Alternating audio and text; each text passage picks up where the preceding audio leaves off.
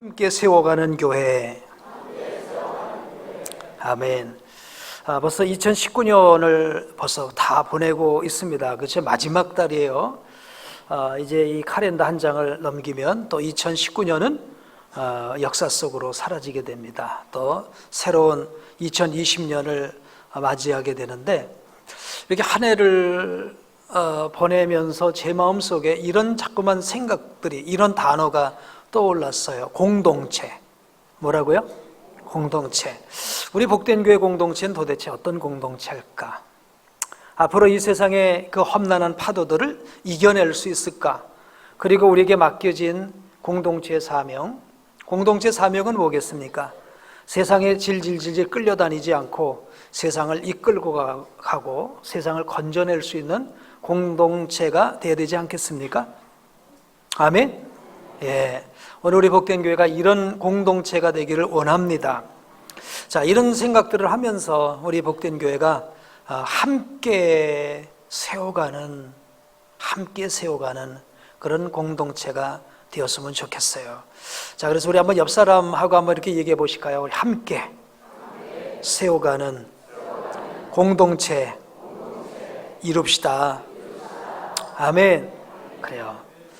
자, 그래서 이 함께 세워가는 공동체가 된다라고 생각하니까 또 이런 생각이, 이런 단어가 떠오릅니다. 성숙이라는 단어가 떠올라요. 우리가 함께 하는데 미성숙한 사람이 함께 있으면요, 참 문제가 많습니다. 거기는 온갖 불협화음들이 생겨나죠. 또 아무리 많이 모여도 힘을 발휘하지 못합니다. 그런데 성숙한 사람들이 모여 있으면 숫자가 얼마이든 간에 그 공동체는 힘을 발휘하고요, 본연의 사명을 감당하고요, 또 주변을 끌어안고 품을 수 있는 그런 공동체가 될 줄로 믿습니다. 그래서 성숙이라는 단어가 생각이 나서 어떤 분이 성숙이라는 지표로 설교를 하신 분이 있는데, 그분은 한 10가지 정도의 그 성숙의 지표들을 설명을 하고 있더라고요. 순종, 감사, 겸손, 인내, 분별, 신중히 말함, 죄를 멀리함, 주를 더욱 사랑함, 타인을 사랑함, 주를 기쁘시게 함. 이런 제목으로 10번을 설교하는 목사님을 제가 봤어요. 그 교회도 얼마나 성숙하기를 원했으면 이렇게 시리즈로 설교를 할까. 근데 제가 딱 보면서 느낀 것은, 그런데 이 10가지만이 아닐 것이다. 이것은 성숙을 위한 지극히 몇 가지 주제에 불과하지 않고요, 더 많은 그런 요소들이 있을 거라고 생각이 됩니다. 이 성숙은 그런데 어떤 것에 필요한가? 공동체 삶을 살아갈 때 성숙이 필요한 줄로 믿습니다. 물론 개인 혼자 예를 들어 어떤 사람이 산속에 들어가서 혼자 삶을 살아가는데 겸손 필요할까요? 예? 산속에 혼자 들어서 사는데 겸손이 필요하겠습니까? 필요 없겠죠. 예? 또 무슨 감사, 이제 순종, 인내, 여러 가지 요소들이 있어도 필요는 하겠지만 그렇게 중요하지는 않을 거예요. 그러나 서로 관계를 맺으면서 부딪히면서 살아가는 이 공동체 안에서는 이런 요소들이 아주 중요한 요소라고 생각이 됩니다. 그 외에도 누가 어떤 실수를 했다든지 어떤 부족함이 보여질 때에 그런 것들을 너그러이 받아주고 용서하는 그런 용서도 필요할 것이라고 생각이 돼요. 그리고 또 이 공동체가 성숙을 위해서 나가는데 아주 중요한 부분이 있다고 한다면 저는 배움이라고 생각을 합니다. 그래서 2020년에 우리 복된 교회의 키워드를 뭐로 생각할까 생각을 해보면서 이런 단어를 생각해 봤어요. 2020년의 키워드, 배움. 이 나이에 뭘 배웁니까? 자, 한번 따라해 보실까요? 배움. 예. 배우지 않으면 어느 누구도 성장하지 않습니다. 성숙하지 않습니다. 배우는 사람만이 성장하게 되고 성숙해지는 줄로 믿습니다. 여러 가지 인격적인 요소도 배워야 되겠고요. 그죠? 배워야 할 이제 부분들이 너무나 많은 부분이 있을 거예요. 성경의 지식도 배워야 되겠고, 인격도 배워야 되겠고, 영적인 그런 은사들도 또 배움을 받아야 되겠습니다만은, 아무튼 우리 2020년도는 더 배움으로 말미암아 성숙해서 하나님이 기뻐하시는 공동체, 또 하나님께서 우리에게 맡겨주신 그 사명을 잘 감당해낼 수 있는 그런 공동체, 할렐루야. 오늘 우리 복된 교회 공동체가 이런 공동체 되기를 축복합니다. 만약 우리 복된 교회 공동체가 세상에서 지탄받는 공동체가 되면 안 되겠죠. 또 세상에 영향을 줄 수 없는 그런 공동체가 돼서는 안 되겠죠. 세상을 섬기고 끌고 갈 수 있는 공동체가 되어야 될 줄로 믿습니다. 그런데 이런 공동체는요, 그냥 되어지는 것이 아니라 우리가 만들어가는 줄로 믿습니다. 한번 따라해 보실까요? 좋은 공동체는 태어나는 것이 아니고 만들어진다. 어디서 뚝 떨어지는 게 아닙니다. 그죠? 누가 가져다 주는 것이 아닙니다. 어디 완제품이 있어서 우리가 돈을 주고 사는 게 아닙니다. 우리가 만들어가는 줄로 믿습니다. 한 사람 한 사람의 협력과 헌신과 순종을 통해서 만들어져 가는 것인 줄로 믿습니다. 세워져 가는 것인 줄로 믿습니다. 자, 이렇게 우리 복된 교회 공동체를 존귀한 공동체로 만들어 가려면 우리 성도들 사이에 이런 의식이 있어야 돼요. 어떤 의식이 있어야 되냐? 한번 따라해 보실까요? 존귀한 공동체. 우리 공동체를, 우리 복된 교회 공동체를 존귀한 공동체로 여겨야 됩니다. 아멘. 내가 존귀하다고 여기면요, 침을 못 뱉어요. 그렇죠? 내가 존귀하다고 여기면요, 함부로 대하지 못해요. 존귀한다고 여길 때 존귀하게 대하고요. 아멘. 그럴 때 점점 존귀해지게 될 줄로 믿습니다. 아멘. 왜 오늘 우리 교회 공동체가 존귀한 공동체냐? 20절 말씀을 한번 읽어보실까요? 자, 오늘 읽었던 말씀 20절 천천히 한번 읽어보겠습니다. 시작. 너희는 사도들과 선지자들의 터 위에 세우심을 입은 자라. 그리스도 예수께서 친히 모퉁이 돌이 되셨느니라. 자, 너희는 그랬어요. 너희가 누굴까요? 우리 어떤 한 사람이 아니라 우리 공동체를 가리켜 말하는 줄로 믿습니다. 우리 성경으로 말하면 에베소 교회 공동체를 말하는 거예요. 이것을 오늘 우리의 말씀으로 받아들인다면 우리 복된 교회 공동체인 줄로 믿습니다. 사도 바울이 에베소 교회에 편지를 보낼 때도 여러 교회가 있었어요. 오늘 우리나라에도 우리 교회 말고도 수많은 교회가 있습니다.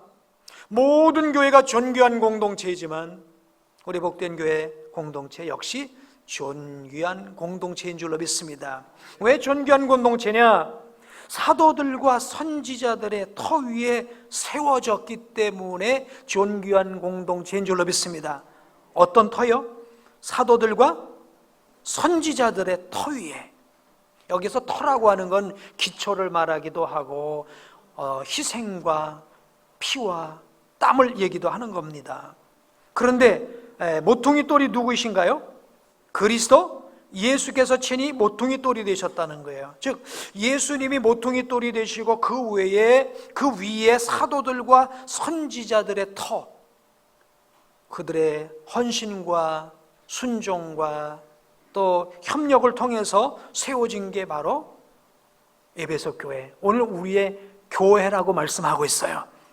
오늘 우리의 공동체가 어떤 거냐? 그 정체성을 말하고 있는 거예요. 할렐루야. 오늘 우리 복된 교회는요, 세상의 그 잡다한 이해관계에 따라서 모든 지역에 따라서 고향 선후배 간에 얽혀진 이런 공동체가 아닙니다. 여기 선후배 때문에 모인 분 계신가요? 고향 때문에 모인 분 계십니까? 사업관계 때문에 모인 분 계십니까? 없어요. 세상의 공동체는 다 그런 이해관계에 의해서 얽히고 설킨 공동체이지만 이 우리 복된 교회 공동체는, 우리 이 땅에 존재하는 모든 교회 공동체는 사도들과 선지자의 터 위에 예수 그리스도께서 모퉁이 돌이 되셔서 그 위에 세워진 생명의 공동체인 줄로 믿습니다. 그래서 성경은요, 이 공동체를 이렇게 설명하고 있습니다. 뭐라고 설명하냐면요, 피로 값을 주고 사신 교회라고 말합니다. 뭐라고요? 피로 값을 주고 사신 교회. 교회 공동체가 어느 정도의 공동체는 돈을 주고 산 교회가 아니죠. 피로 값을 주고 샀다는 거예요. 피를 줬다는 걸 생명을 흘려서, 생명을 주어서 세워진 공동체라는 거예요. 사도행전 20장 28절 말씀을 띄워줄 수 있나요? 오늘 아침부터 자막기가 고장이 나서 나왔습니다. 한번 읽어보겠습니다. 여러분은 자기를 위하여 또는 온 양떼를 위하여 삼가라. 성령이 그들 가운데 여러분을 감독자로 하나님이 자기 피로 사신 교회를 보살피게 하셨느니라. 이 말씀은 사도 바울이 밀레도에서 에베소의 장로들을 불러서 그들에게 여러분들 양떼들을 잘 돌보세요. 이 양떼들은 누구냐? 하나님이 자기 피로 사신 교회다. 아멘. 자기 피로 사신 교회다. 세상 어떤 것과 비교할 수 없는 가장 존귀한 공동체다. 아멘. 그렇게 지금 소개를 하고 있는 것입니다. 여러분, 오늘 우리 공동체를 정말 잘 이루어갈 수 있는 핵심 포인트가 있습니다. 한번 따라 하실까요? 존귀한 공동체. 존귀한 공동체로 여기는 것입니다. 우리 자체가 존귀한 공동체로 여기는 것입니다. 어떤 이렇게 물이 있어도요, 존귀하게 여기면 침을 안 뱉습니다. 그렇죠? 그런데 그 물이 존귀하지 더러워.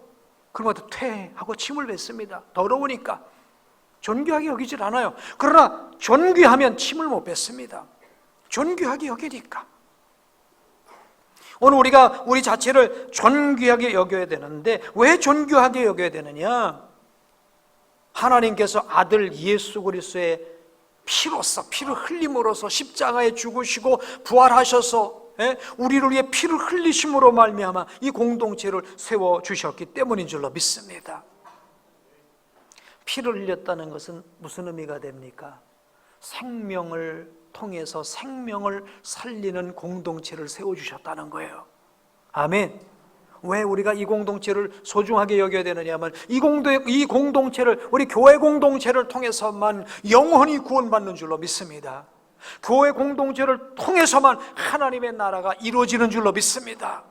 세상 어떤 공동체도요, 하나님의 이 생명의 복음을 전하는 공동체는 없어요. 할렐루야. 그래서 우리가 소중하게 여겨야만 될 줄로 믿습니다. 오늘 사도 바울이 에베소 교회를 세우는 과정도 살펴보면은요, 참 눈물 나요. 어떤 교회든지 다 세워지는 과정 속에는 땀과 눈물이 있었어요. 이 에베소 교회를 세우는 과정도 보면 참 눈물 나요. 환영받아서 간 것도 아니고, 누가 막 격려해줘서 간 것도 아니고요. 사도 바울은 주님 만나고 사명을 갖고 선교 여행을 하잖아요. 1차 선교 여행을 하면서 매를 맞아서 죽었다가 살아나고요. 그리고 2차 선교 여행을 갑니다. 2차 선교 여행을 갈 때는 내가 에베소를 들려야 되겠다. 에베소가 아시아의 수도였거든요, 당시에. 그래서 내가 에베소를 들려야 되겠다고 하는데 하나님께서는 에베소로 가지 못하고 다른 곳으로 가게 만드세요. 그래서 마게도냐로 이렇게 쭉 돌아서 선교를 합니다. 그리고 3차 여행 때 비로소 에베소에 들려서 그 교회를 방문을 하게 되는데, 에베소를 방문하게 되는데, 에베소에 방문을 해보니까 여기에는 복음이 전해지질 않았어요. 성령의 세례를 알았는, 세례를 받았느냐, 성령을 받았느냐 물어보니까 성령이 도대체 뭐요? 우리는 요한의 세례밖에 모릅니다. 그래서 복음을 전했더니 성령을 받고 방언을 받고 살아계신 하나님의 구원의 역사가 그곳에 나타난 줄로 믿습니다. 그래서 사도 바울은요, 그곳에서 2년 동안이나 에베소를 떠나지 아니하고 사도 바울의 여행 가운데 한 곳에 2년씩이나 머물면서 복음을 전하는 것이었거든요. 에베소 2년 동안이나 머물러서 두란노 성원이라는 곳에서 성경을 가르치고 또 가르치고 매주일 가서 성경을 가르쳤어요. 한마디로 사도 바울의 땀과 눈물과 사랑과 이 모든 것이 쏟아진 교회가 에베소 교회예요. 그러니까 이 에베소 교회는 눈에 넣어도 아프지 않은 교회입니다. 그래서 에베소 교회에서 또 사역을 하다가 또 다시 이제 고린도 쪽으로 그리스 쪽으로 돌다가 다시 예루살렘으로 돌아오게 될 때는 에베소 교회를 방문하고 싶은데 방문할 수가 없는 거예요. 그러니까 밀레도라는 곳에서 에베소의 장로들을 불러갖고 나는 이제 가면은 다시는 너희들을 만날 수 없다. 내가 가면 예루살렘에 가서 이제 잡혀갖고 나는 로마로 가게 될 것인데 이런 쭉 얘기를 하면서 다시 못 온다고요. 마지막 고별 설교도 이제 그곳에서 하곤 했거든요. 아무튼 그래서 사도 바울은 본인이 얘기한 대로 예루살렘에 가서 잡혀서 로마로 죄수가 되고 감옥에 갇혔을 때에 편지를 에베소 교회에 보냅니다. 그게 에베소서예요. 자, 그러니까 이 에베소 교회 하나가 세워지는 과정 속에 얼마나 많은 헌신과 수고가 있었겠냐 이거예요. 기본적으로 예수님이 죽으셨지요, 부활하셨지요. 이 사도들이 이렇게 헌신하고 수고했지요. 그래서 이 교회가 세워진 줄로 믿습니다. 그래서 생명 살리는 공동체가 된 줄로 믿습니다. 그래서 우리는 이 교회를 존귀하게 여겨야 될 줄로 믿습니다. 시장의 공동체가 세워지면 시장이 어떻게 발전할 건가, 영업이 잘 될 건가, 그거 생각할 거예요. 그렇죠? 그러나 우리 교회 공동체는 어떻게 하면 영혼이 구원받을 것인가, 어떻게 영혼을 살려낼 것인가. 어제는 제가 우리 결혼식이 있어서 결혼식장을 가려고 하는데 보니까 우리 교회 앞은 아니고 주유소 앞에 그 사거리에서 안상홍 증인의 하나님의 교회 사람들이 거기서 청년들이 다 사거리에서 포진을 하고 전도를 하고 있는 거 있죠. 싹 기분이 안 좋더라고요. 그리고 요즘은요 저한테 신천지 총회장 이름으로 이렇게 자꾸만 편지가 오는지 모르겠어요. 근데 보내는 사람 이름은 밝히질 않아. 그래서 또 차를 타고 쭉 올라가다 보니까 신현감리교회 들어가는 입구 그 앞에서도 또 전도를 하고 있는 거예요. 내 속으로 이것 봐라, 우리도 저 위에 하나님의 교회 안상홍 증인의 교회가 있거든요. 이단이죠. 그 앞에 가서 우리도 전도를 해야 될 것 같다. 막 그런 생각이 드는 거 있어요. 어떻게 피로 값주고 사신 이 거룩한 교회 공동체를, 아멘, 이렇게 정말 이럴 수가 있는가, 그런 생각이 다 들어요. 오늘 우리가 우리 교회 공동체를 존귀하게 여겨야 될 줄로 믿습니다. 자, 그래서 이 존귀한 공동체로 여겨서 어떻게 해야 되는가? 21절 자, 한번 읽어보실까요? 시작. 그 안에서 건물마다 서로 연결하여 주 안에서 성전이 되어가야 될 줄로 믿습니다. 사실 주일날 교회에서 그냥 그렇게 모였다가 그냥 바로 집에 돌아가고 서로 연결되지 않으면요 힘이 없어요. 아무리 모래, 자갈 이런 걸 다 집어넣어놔도요 그게 각자 있어버리면 연결이 안 되면 힘이 없어요. 그래서 시멘트를 집어서 막 지어갖고 콘크리트가 될 때에 어떤 무거운 것도 받쳐낼 수 있고 어떤 지진도 견뎌낼 수 있는 그런 공동체가 되지 않겠습니까? 오늘 우리 복된 교회 성도님들은 서로 연결될 수 있게 되길 축복합니다. 근데 어떤 분이 그러시더라고요. 교회 처음 왔는데 어느 기관에 들어가시죠? 저는요 절대 기관에 안 들어갈 겁니다. 그래서 왜 기관에 안 들어가십니까? 제가 전에 있던 교회에서요 기관에 들어갔다가요 얼마나 상처를 받았는지요. 기관에 들어가니까요 거기서 임원되는 사람들이 수근수근 하는데요, 하여튼 뭔지는 모르겠지만 은혜가 하나도 안 돼요. 너무너무 상처를 받아서 다시는 저 기관에 안 들어가거나 혼자 신앙생활 하기로 했어요. 잘한다고 그럴 수도 없고 들어가라 할 수도 없고 참 난처하더라고요.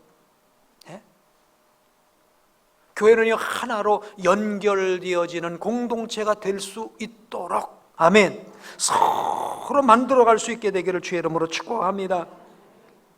자, 여기서 성전이 되어간다는 말을 우리가 좀 한번 중심에서 생각을 해봐야 되는데, 서로 연결해서 성전이 되어가야 되는데, 이 성전이 되어간다는 것은 하나 이루어가는 과정을 말하는 거예요. 네? 이루어가는 과정을 말하는 거예요. 아욱세이라고 하는 헬라어인데요, 미완성에서 완성을 향해서 진행되어가는 그런 상태를 얘기하는 것입니다. 어쩌면 그러죠. 교회가 좀 완전했으면 좋겠어요. 교회가 보니까 문제가 많습니다. 좀 문제가 없었으면 좋겠어요. 맞아요. 그랬으면 좋겠죠. 근데 세상에 어떤 교회도 완전한 교회가 있을까요? 없을까요? 없어요. 모든 교회는 미완성에서 완성을 향해 나가고 있을 뿐이에요. 아멘. 그렇게 겉으로 볼 때는 좋아 보여도요, 들어가 보면요, 거기엔 또 그런 사람도 있고요, 또 들어가 보면 이런 사람도 있고요, 내 마음에 안 드는 사람도 있고요. 그렇습니다. 그래서 서로 연결하기 위해서 중요한 게 바로 뭐냐? 한번 따라해 보실까요? 서로 맞춘다. 네, 서로 맞추는 것이 중요한 줄로 믿습니다. 아멘. 그러니까 문제가 되는 경우는 대부분 내게 맞춰달라라고 할 때 문제가 돼요. 네? 내 기준에 대해서 내 기준으로 판단하려고 할 때 문제가 돼요. 여러 사람의 기준으로, 공동체 기준으로 생각하면 문제가 안 될 건데, 내 개인의 기준으로 생각하니까 문제가 되더라고요. 어린아이의 특징은요, 항상 자기에게 맞춰달래요. 근데 어른은요, 아이에게 맞춰줍니다. 리크레이션 할 때 이런 거 있죠. 큰 사람하고 작은 사람하고 발에다 이렇게 끈을 묶어서 뛰는 거예요. 그럼 누가 누구에게 맞춰야 됩니까? 작은 사람이 큰 사람에게 맞춰야 됩니까? 그럼 가랑이가 찢어지게 해요. 누가 맞춰야 됩니까? 큰 사람이 작은 사람에게 맞춰야 되죠. 그렇죠? 그러나 큰 사람이 작은 사람에게 맞춰야 되면 서로 맞춰야 돼요. 할렐루야. 그럴 때 원하는 목표 지점을 갈 수가 있는 것 아니겠어요? 오늘 우리 복된 교회는 정말 서로가 서로에게, 큰 사람은 작은 사람에게, 작은 사람은 큰 사람에게 서로 맞추어서 성전이 되어가는, 하나님의 거룩한 공동체를 만들어가는, 아멘, 그런 우리 복된 교회가 되길 주의 이름으로 축복합니다. 혹시 좀 부족한 부분이 보여도요, 너무 이렇게 비난하지 마세요. 아직 공사 중이니까요. 뭐라고요? 아직 공사 중이에요. 그렇죠? 아직 짓고 있는 거예요. 주님 앞에 섰을 때 잘못했으면 가서 이렇게 흠도, 이렇게 책망도 할 수 있겠지만 지금 다 공사 중이에요. 자, 옆에 사람 한번 보십시오. 공사 중이시군요. 한번 인사 한번 하십시오. 우리 다 공사 중입니다. 그렇죠? 다 미완성입니다. 다 부족합니다. 그러니까 서로 부족함을 들춰내지 말고 서로 협력할 때 정말 사랑의 공동체, 생명의 복음을 전하는 공동체, 아멘, 이런 공동체에 우리가 이루어갈 수 있게 될 줄로 믿습니다. 자, 이렇게 서로 교회를 연결해서 하나가 되어 가는데 많은 조심해야 될 것이 있지만은 저는 특별히 뒷담을 참 조심해야 되는 것 같아요. 교회 안에서 뒷담이 참 많잖아요. 지난 주간에는 런던에서 나토가 70주년이 됐다고 그래요. 북대서양 방위협력기구인 것 같아요. 그래서 우리 민주주의 국가의 이제 북대서양 나토가 있지 않습니까? 70주년이 되어갖고 런던에서 미국 대통령, 그 서방 세계 모든 대통령들, 수상들이 모여갖고 회의를 하고 났는데, 그 기사를 보니까 프랑스 총리와 프랑스 대통령, 카나다 총리, 그 다음에 영국 총리 등등 이런 사람들이 다 회의를 마치고 미국의 트럼프 대통령이 없는 가운데 트럼프 뒷담을 했다는 거예요. 그 뒷담이 좋은 얘기 했겠어요? 이런 흉 저런 흉을 다 봤는데, 근데 그 흉이 누구한테 들어갔을까요? 트럼프 대통령한테 들어간 거예요.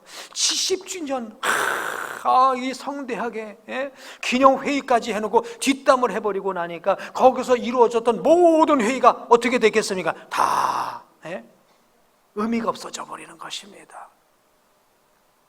참 교회는 제가 보니까 뒷담으로 무너지는 것 같아. 교회가 이 뒷담화가 없고요. 뒷담화가 이게 좀 긍정적인 거, 누굴 세워주고 칭찬하고 격려하는 이런 걸 하면 교회가 세워지는데, 가서 이 사람 흉보고 저기 가서 저 사람 흉보고 또 언제 가서 흉 받는지도 모르고 하도 흉을 보다 보니까 누구 흉을 받는지도 몰라. 막 그렇게 교회가 돼버리면요, 교회 공동체, 이 존귀한 공동체는 힘을 잃어버리는 것입니다. 성전이 되어갈 수가 없어요. 여러분, 오늘 우리는 존귀한 공동체, 하나님께서 피로 값을 주고 사신 교회 공동체, 아멘, 함께 성전을 이루어갈 수 있게 되기를 주의 이름으로 축복합니다. 자, 그래서 22절은 이렇게 말씀합니다. 다 같이 읽어보실까? 시작. 너희도 성령 안에서 하나님이 거하실 처소가 되기 위하여 그리스도 예수 안에서 함께 지어져 가느니라. 자, 그래서 너희는 성령 안에서 누가 거하실 처소라고요? 하나님이 거하실 처소가 되기 위해서 그리스도 예수 안에서 함께 지어져 가는 거라는 거예요. 오늘 우리 복된 교회 공동체 누가 거하셔야 됩니까? 하나님이 거하셔야 될 줄로 믿습니다. 하나님이 거하실 처소가 되기 위해서. 그래서 이제 나쁜 것은 도려내고요, 더러운 것은 닦아내고요, 하나님께서 거하실 처소가 되기 위해서. 여러분, 오늘 우리 공동체는 누가 거할 처소가, 세상에 누구 어떤 사람이 오는 데가 아니라 하나님이 거하실 처소라는 사실을 여러분 믿으시기 바랍니다. 그럴 때 우리가 우리 공동체를 우리가 그래서 거룩하게 만들어야 되겠구나, 성전으로 만들어 가야 되겠구나, 아멘. 그런 깨달음이 생기게 될 줄로 믿습니다. 자, 그런데 이제 성전은, 하나님이 거하실 처소는 함께 지어져 가는 줄로 믿습니다. 한 사람 한 사람의 노력, 서로 함께 이루어져 가야 된다는 사실이에요. 제가 이 말씀을 준비하면서 이런 글을 한번 봤어요. 벌에 대한 이야기인데요. 벌에 대한 얘기인데요. 이 벌통을 유지하는 그 벌들의 그 함께하는 모습이 얼마나 감동적인가 하면요, 벌은 수명이 6개월이랍니다. 몇 개월이요? 6개월. 그런데도 열심히 일한대요. 사람 같으면 생명 6개월 남았다 그러면요, 아무것도 안 하잖아요. 근데 벌은 6개월이 생명이 남았는데도 열심히 일한대요. 자, 그러면서 이제 그 벌통에 이렇게 들락날락 하다가 먹지 못하는 그런 유충이 있고 그러면요, 자기가 먹었던 것을 토해서 유충에게 먹인답니다. 뭐 그 정도가 아니고요, 또 이제 먹거리를 이제 다 같이 나눠 먹어야 되는데 먹거리가 떨어지면요, 사람 같으면 어떡하죠? 어디다 이렇게 꿈겨 놓잖아요. 꿈겨 놓고 자기 혼자 가서 살려고 먹으려고 하지만 벌들은 그렇지 않대요. 하여튼 있는 것 없는 거 다 나눠 먹다가 먹을 게 떨어지면 다 같이 죽는데요. 멋있죠? 예. 그리고 이 벌통에 어떤 외부의 적이 침입을 해오게 되면요, 다른 벌을 위해서, 동료 벌을 위해서 자기가 아낌없이 나가서 침을 쏜다는 것입니다. 그럼 벌침을 쏘니까 그 벌은 어떻게 되죠? 죽는 거예요. 공동체를 위해서 함께 나눠 먹고, 함께 토해주고, 함께 방어하고, 함께 살고, 함께 죽는, 아멘, 그런 벌통을 만들었다는 거죠. 오늘 우리 복된 교회가 벌통 같은, 아멘, 벌통 같은 이런 교회가 되었으면 좋겠어요. 누가 아프신데 아플 때는 목사, 부목사, 전도사만 신방하나요? 예? 아프면 목사, 전도사, 왜 목사 신방 안 했어? 왜 전도사 신방 안 했어? 이 얘기만 하고 있으면 되나요? 서로 아픈 사람 돌봐야 되지 않겠습니까? 물론 모든 아프신 분을 또 돌볼 수는 없겠지만 적어도 우리 지역 안에 있는 분들 돌봐야 되지 않을까요? 그게 벌통의 정신 아니겠습니까? 그럴 때 우리 교회가 존귀한 공동체가 될 줄로 믿습니다. 아멘. 누가 만들어주는 게 아니라 우리가 만들어가는 것이라고 믿습니다. 함께 할 수 있게 되길 바랍니다. 함께하는 교회는요, 세상이 감당할 수 없는 줄로 믿습니다.